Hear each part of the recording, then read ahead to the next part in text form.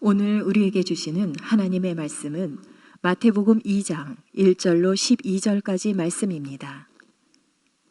헤롯 왕 때에 예수께서 유대 베들레헴에서 나시매 동방으로부터 박사들이 예루살렘에 이르러 말하되 유대인의 왕으로 나시니가 어디 계시냐?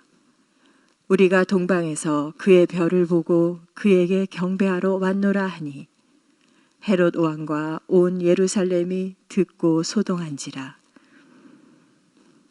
왕이 모든 대제사장과 백성의 서기관들을 모아 그리스도가 어디서 나겠느냐 물으니 이르되 유대 베들레헴이오니 이는 선지자로 이렇게 기록된 바. 또 유대 땅 베들레헴아 너는 유대 고을 중에서 가장 작지 아니하도다.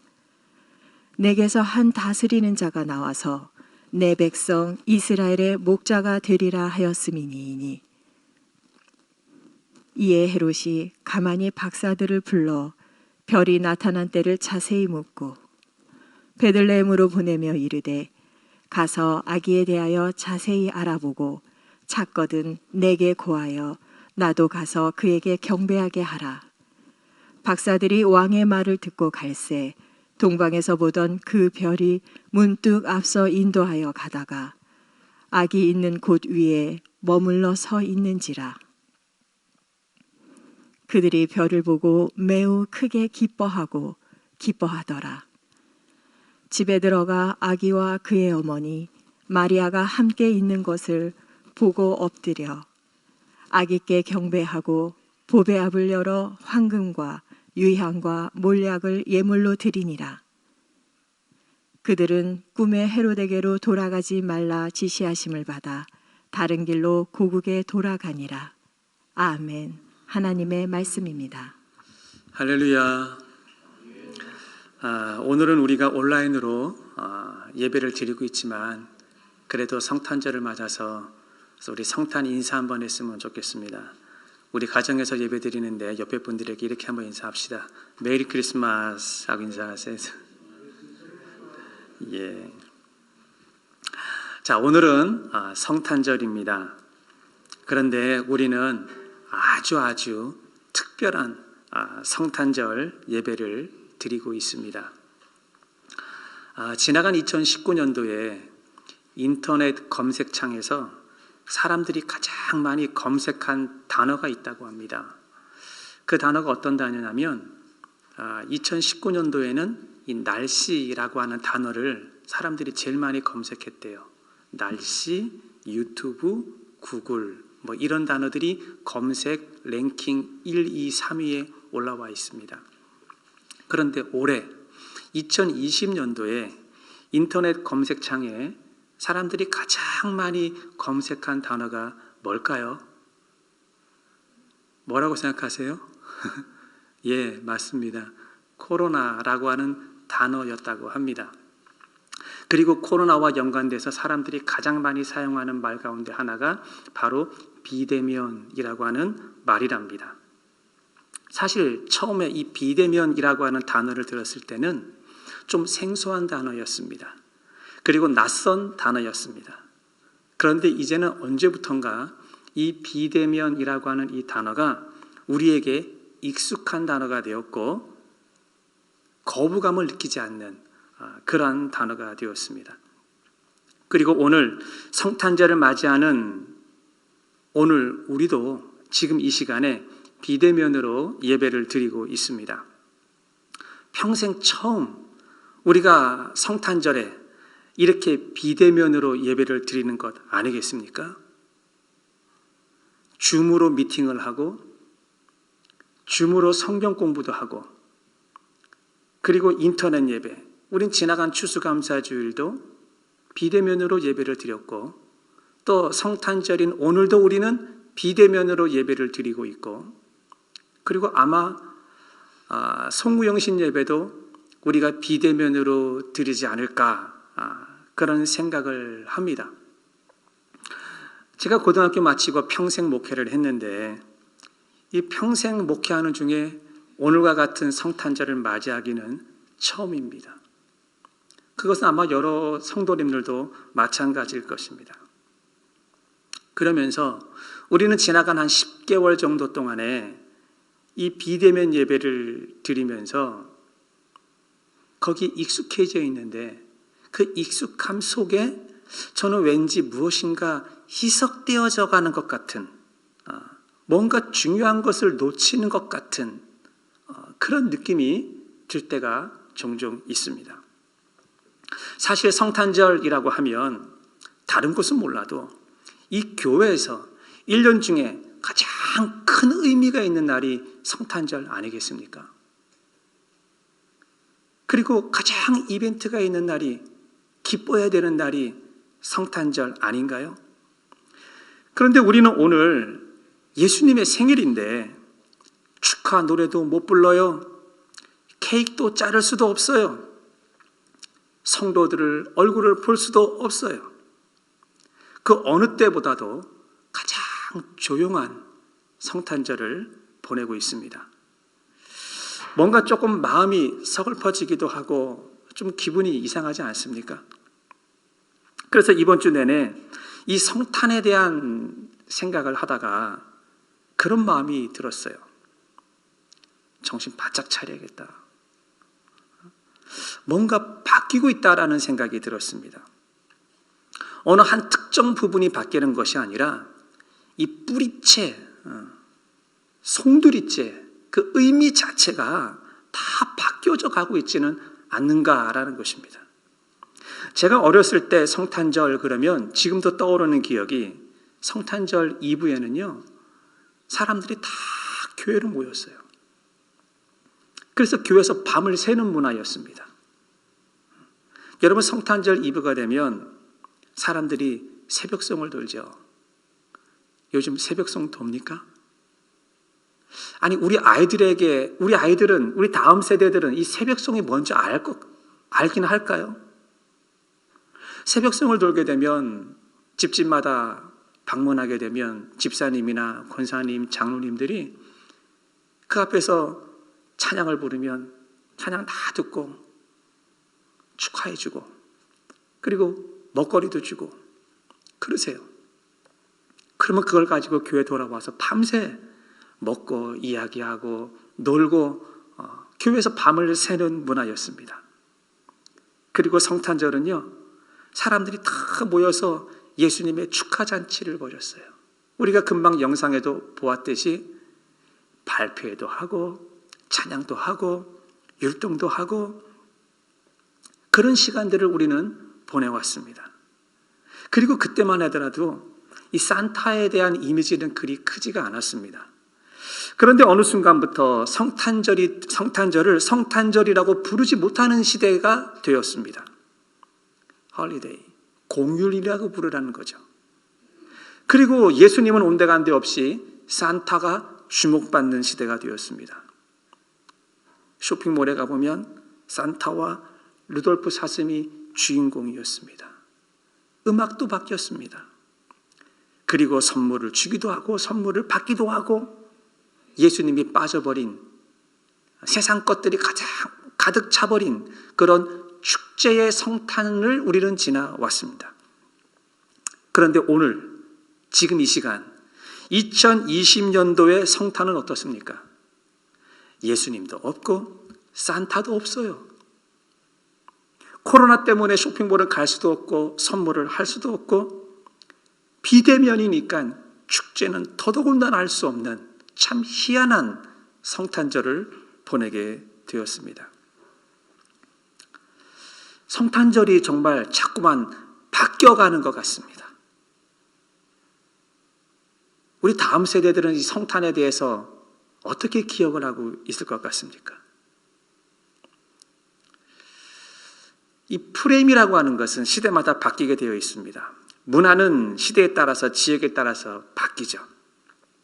그런데 그 의미는 바뀌어서는 안 되는 거예요.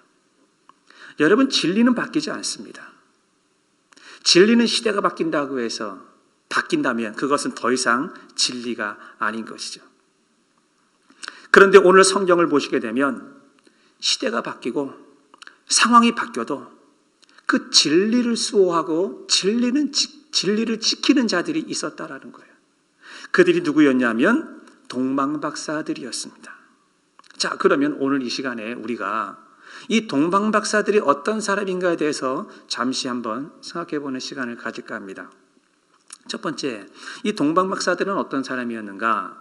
이 동방박사들은 예수 그리스도의 오심을, 예수님의 탄생을 준비하는 사람들이었습니다. 다시 말하면 성탄을 준비하는 사람들이었다라는 것입니다. 사랑하는 성도 여러분, 여러분들은 이 동방박사가 몇 명이라고 생각하세요? 자, 이런 질문을 던지면 대다수 사람들이 동방박사요, 세 사람 아닙니까? 3명이라는 거예요. 애들에게 물어봐도 동방박사가 몇 명이니? 그러면 3명이요. 어른들에게 물어봐도 동방박사가 몇 명입니까? 그러면 3명이라는 거죠. 동양이나 서양이나 할 것 없이 모두가 다 동방박사는 우리는 3명으로 알고 있어요. 그래서 물어요. 왜 3명이라고 생각을 하세요? 라고 물으면 이 동방박사들이 아기 예수님을 만나러 올 때 3가지 예물을 가지고 왔다는 거죠. 첫 번째 뭐예요? 황금을 가지고 왔고, 두 번째 유향을 가지고 왔고, 세 번째 모략을 가지고 왔다는 거예요. 그러니까 한 사람이 하나씩 들고 왔다. 그래서 그냥 당연스럽게, 자연스럽게 동방박사는 3사람이다. 이렇게 생각들을 하고 있습니다. 그리고 또 하나의 영향력은 성탄 카드에 대한 이미지입니다. 여러분, 우리 성탄 카드나 어떤 성탄에 대한 그림들을 보게 되면 동방박사들이 등장을 할 때 꼭 몇 명이 등장하죠? 왜 그런지 모르겠어요. 3명이 등장해요. 이 동방박사가 2명이 등장하는 그림은 저는 못 봤어요. 동방박사가 4명이 등장하는 그림도 못 봤고요. 항상 동방박사가 등장하게 되면은 낙타와 함께 3명이 등장을 합니다. 정말 동방박사가 3사람입니까? 그렇지 않아요. 더 많습니다. 그리고 아기를 찾아온 이 사람들을 가리켜서 동방박사다 이렇게 이야기를 하는데, 여러분, 이 동방박사라고 하는 이름이 어떻게 만들어진 겁니까? 이 동방이라고 하는 뜻은 이 동쪽 방향을 가리키는 거예요. 동쪽에서 온 사람들이라는 뜻이죠. 이 박사라고 하는 것은 마고이라고 부르는데 이 바벨론에서 만들어진 단어거든요. 이 마고이라고 하는 뜻은요, 현자, 교사, 의사, 이 점성가. 보통 우리는 이 점성가 그러면은요, 그냥 점치는 사람, 뭐 부적이나 어떤 샤머니즘적이나 어떤 이런 쪽으로 생각을 하는데, 여기서 말하는 점성가는 그런 사람이 아니에요. 하늘의 별을 연구하는 천문학자들이에요. 지금으로 말하면 우주 물리학자 정도? 그러니까 나사에서 근무하는 사람들, 뭐 우리가 이렇게 생각을 할 수 있는 거죠. 그러니까 이 박사라고 하는 뜻은요, 한 분야의 전문 지식인이죠. 그러니까 그 당시 박사라고 하는 것은 그 당시에 최고 지성인이라는 거예요. 그러니까 점술가, 점치는 그런 사람으로 우리가 생각해서는 안 된다는 것입니다. 자, 그런데 이들이 예수님을 찾아왔어요. 예수님을 찾아온 목적이 무엇입니까? 이 동방박사들이 예수님을 찾아와서 그들이 하는 말, 그들의 고백을 들어보면 그들이 왜 예수님을 찾아왔는지 알 수가 있습니다. 마태복음 2장 2절을 보시게 되면 유대인의 왕으로 나신 이가 어디 계시냐? 우리가 동방에서 그의 별을 보고 그에게 경배하러 왔노라. 이렇게 말을 했습니다. 자, 먼저 이들이 했던 말을 봅시다. 첫 번째, 유대인의 왕으로 나신 이가, 이런 표현을 썼어요.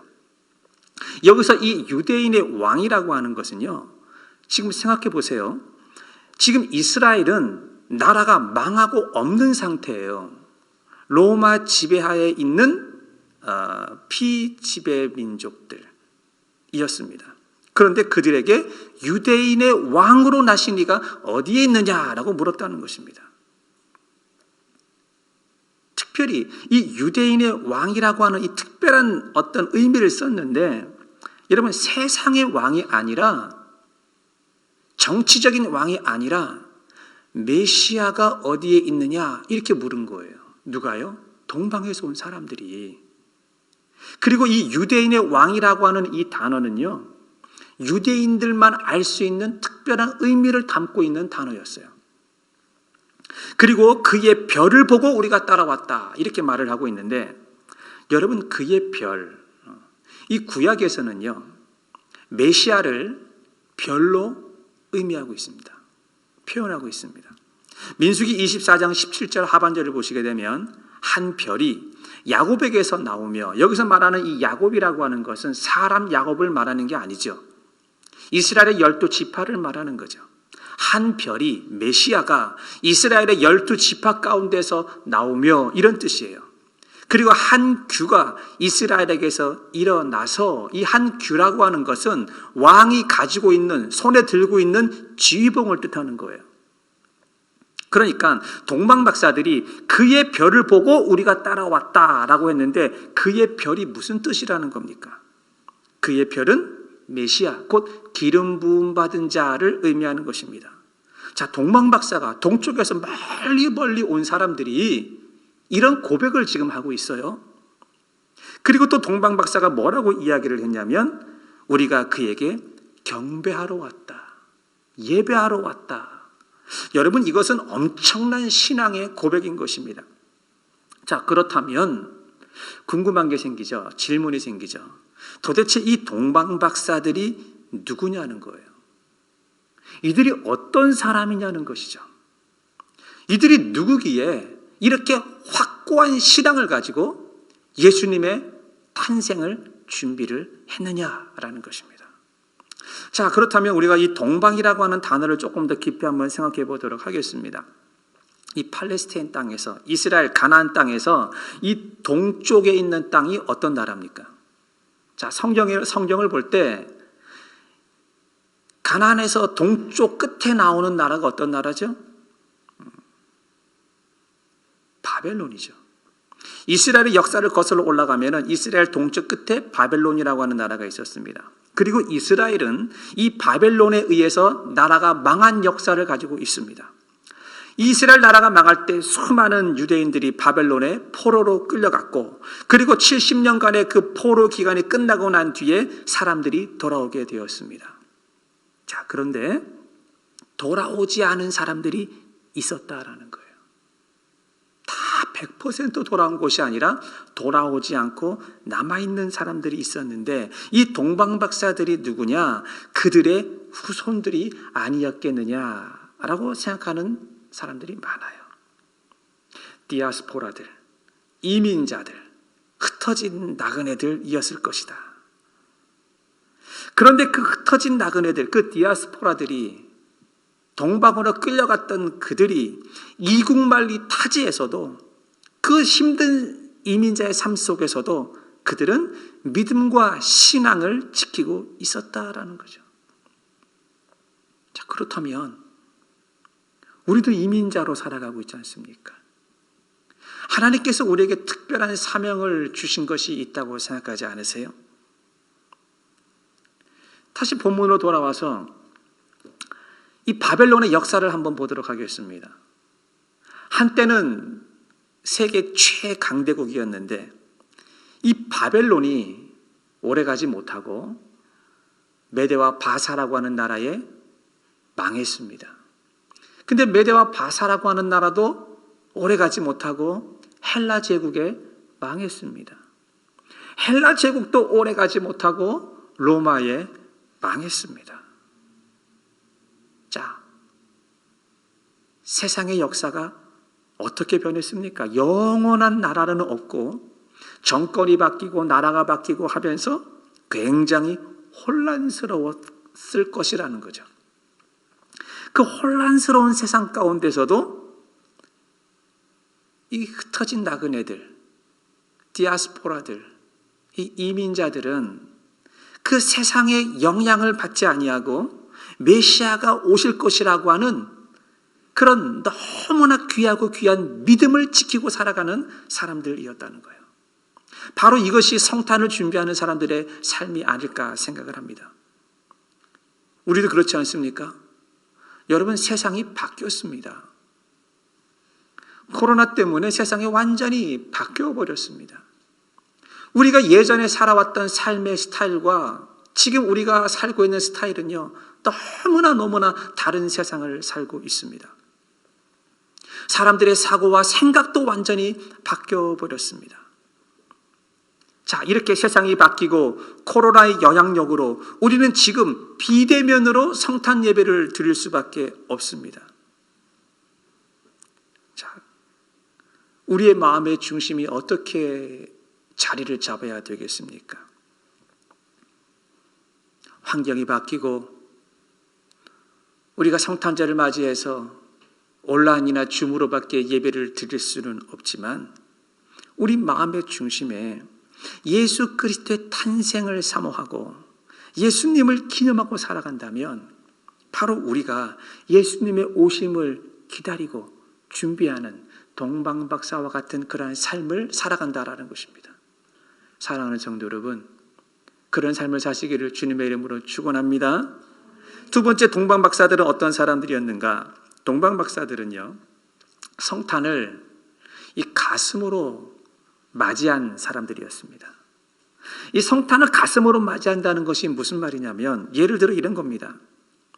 성도님들 혹시 마음에도 없는 선물 받아보셨습니까? 바로 그 느낌. 세상은 코로나가 있기 전에도 어느 순간부터 예수님을 잃어버린 성탄절을 보내고 있었습니다. 그런데 우리가 이 성탄의 의미를 이 코로나 기간에 다시 한번 우리가 생각을 하고 그 의미를 깊이 묵상하고 가슴으로 받아들이면 어떻겠습니까? 비록 우리 몸은 교회 나오지 못하지만 우리가 이런 환경들을 바라보면서 이 성탄의 의미를 다시 한번 생각해 보자라는 것입니다. 이 동방박사들이 예루살렘까지 아기 예수를 찾아와서 방문하는 이 모습을 보면서 제가 예전에는 그냥 이 부분을 쓱 읽고 지나갔던 부분이에요. 그런데 가만히 생각을 해보니까 이게 그냥 스쳐 지나가는 그런 부분이 아닌 것 같았습니다. 왜냐하면 지금 이 바벨론, 동방이라고 하는 이 바벨론 땅에서 아기 예수님의 탄생을 축하하기 위해서 이 예루살렘까지, 베들레헴까지 찾아왔다라는 것. 제가 너무 궁금해서 도대체 이 거리가 얼마나 되는가 싶어서 거리를 한번 줄자로 재봤습니다. 여러분 요즘 구글에 들어가서 이 얼스라고 하는 그 프로그램에 줄자가 있어요. 그래서 바벨론에서 줄자를 가지고 직선 거리로 쭉 잡아당겨서 베들레헴까지 딱 찍으니까 키로로 1200km가 나오더라고요. 그런데 여러분 그 직선으로 못 가죠. 그쪽 지도를 보시면은 바벨론에서 베들레헴, 예루살렘까지 중간에 사막이 있기 때문에 사람이 도저히 걸어갈 수가 없습니다. 그래서 유프라테스나 티그리스 강줄기를 따라서 이렇게 초생딸 모양으로, 그래서 그 지역을 비옥한 초생딸 지역이라고 하지 않습니까? 직선으로 못 가니까 이렇게 라운드 이렇게 돌아가잖아요. 그래서 줄자를 가지고 다시 재봤어요. 포인트 쭉 올라가서 하란에다가 점을 찍고 뭐 아람 이런 식으로 해가지고 점을 찍어서 쭉 재보니까 1500km가 나오더라고요.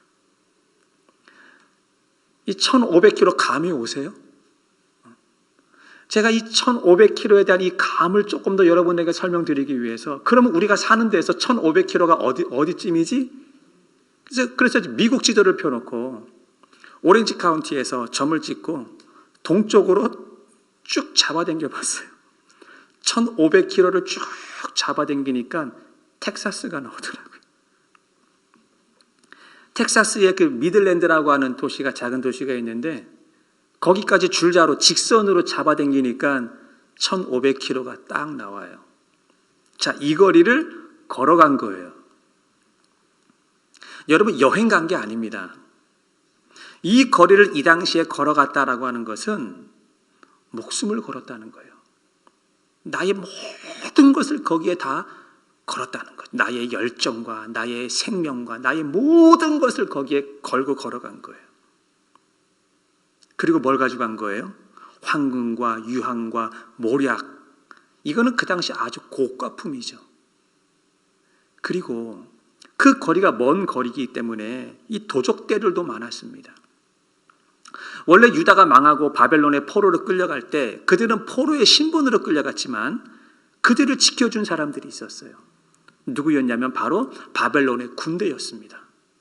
이 바벨론의 군대들이 유대인들을 포로로 잡아서 그 먼 거리를 지나갈 때 군인이 호송하고 지나갔기 때문에 지켜줘서 안전하게 갈 수가 있었지만, 여러분, 군인도 없이 이 동방박사들이 그 고가품, 황금, 유향, 모략 이런 것들을 가지고 그 길을 걸어간다라고 한다면 여러분, 목숨을 걸어야 되는 거 아닙니까?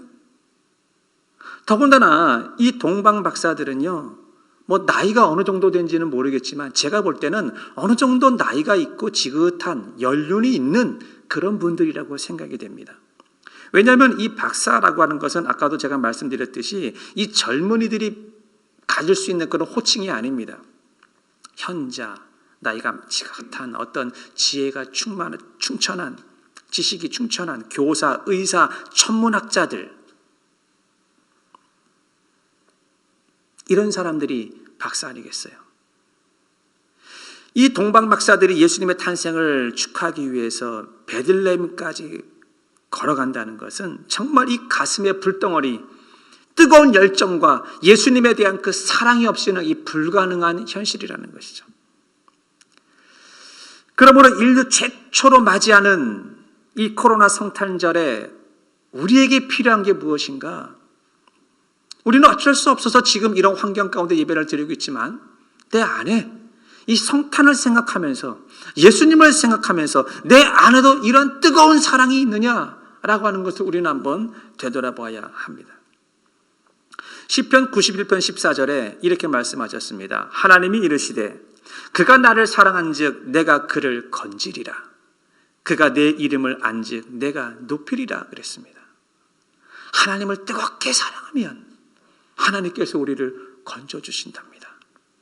우리가 그의 이름을 알면 이 안다는 것은 우리가 경험적으로 아는 것이죠. 야다, 경험으로 아는. 우리가 하나님을 알면 하나님께서 우리를 높여주신다라고 말씀했습니다. 그러니까 바로 우리가 이 포스트 코로나 시대에 이 성탄을 맞이해서 우리가 해야 될 일이 무엇이냐? 하나님을 뜨겁게 사랑하는 일입니다. 예수 그리스도의 탄생을 뜨겁게 사모하는 일입니다. 사랑하는 성도 여러분, 우리가 지금 비록 집에서 예배를 드리지만 예수님을 향한 그 사랑을 잃어버리지 않기를 주님의 이름으로 축원을 드립니다. 마지막 세 번째, 이 동방박사들은 어떤 사람들이었는가? 이 동방박사들은요, 성령의 인도함을 받는 사람들이었어요. 다시 말하면 성령 충만한 사람들이었어요. 동방박사들이 예루살렘을 방문했을 때 헤롯 왕에게 이런 말을 했습니다. 마태복음 2장 7절과 8절에 이에 헤롯이 가만히 박사들을 불러 별이 나타난 때를 자세히 묻고 베들레헴으로 보내며 이르되 가서 아기에 대하여 자세히 알아보고 찾거든 내게 고하여 나도 가서 그들에게 경배하게 하라. 자, 헤롯이 이런 얘기를 했습니다. 이 눈치 없는 사람들이라면, 여러분 성령 충만하지 않은 사람이라면 헤롯의 이 말을 듣고 어떻게 생각을 할까요? 헤롯의 말을 곧이곧대로 받아들였을 거예요. 아, 헤롯도 하나님을 믿는 사람이구나. 헤롯도 겸손한 사람이네. 헤롯도 믿음 있는 사람이네. 헤롯이 분명히 자기 입으로 그랬잖아요. 나도 경배하게 하라. 아, 헤롯도 예수님께 예배를 드리려고 하나 보다. 이렇게 생각했을 거예요. 그리고 또 혹시 다른 한편으로는 이 헤롯이라고 하는 사람이 그 지위가 있잖아요. 그 당시 분봉왕이었지 않습니까? 높은 정치적인 어떤 지위와 그 사람의 영향력, 이런 걸 거절하기가 쉽지가 않습니다. 여러분 지금 한 국가의 대통령이 여러분에게 와서 뭘 부탁을 하면 여러분 그거 거절하기 쉽습니까? 거절하기 상당히 어려워요. 그런데 이 동방박사들이 그거를 거절하더라는 것이죠. 마태복음 2장 12절에 보게 되면 그들은 꿈에 헤롯에게로 돌아가지 말라 지시함을 받아 다른 길로 고국으로 돌아갔다라고 합니다. 자, 꿈의 지시함을 받아 그랬는데 이 동방박사들의 꿈에 나타나서 지시한 자가 누굴까요? 자, 예수님은 지금 탄생했습니다. 그렇죠? 하나님은 하늘나라 보좌에 지금 계십니다. 그러면 이 꿈에 나타나서 그들에게 지시한 자가 누구겠습니까? 저는 보혜사 성령님이라고 생각을 합니다. 왠지 아세요? 요한복음 14장 26절을 보시게 되면 보혜사 곧 아버지께서 내 이름으로 보내실 성령, 그가 너희에게 모든 것을 가르치고 내가 너희에게 말한 그 모든 것을 생각나게 하시리라 그랬습니다. 그러니까 이 성령님께서 삼위일체 하나님 가운데 특별히 성령님께서 하시는 일이 무엇이냐? 성령님께서 하시는 일은 우리가 무엇을 해야 될지 가르쳐 주시는 분이세요. 그리고 생각나게 하세요. 뭐가 생각나요? 하나님의 말씀이 생각나게 하세요. 하나님의 말씀이 생각나게 하셔서 내가 그 말씀을 부여잡고 무엇을 해야 될지 성령께서 나에게 깨닫게 해주신다라는 것이죠. 그러니까 이 동방박사들에게 너희는 왔던 길로 돌아가지 말고 다른 길로 가라라고 가르쳐 준 분이 누구냐? 이 보혜사 성령이었다는 거죠. 그러니까 이 동방박사들은 이 성령님이 주시는 그 사인을 알아보는 사람들이었어요. 누구든지 예수 그리스도를 구주로 믿고 고백하는 사람들은 내 안에 성령님이 계세요.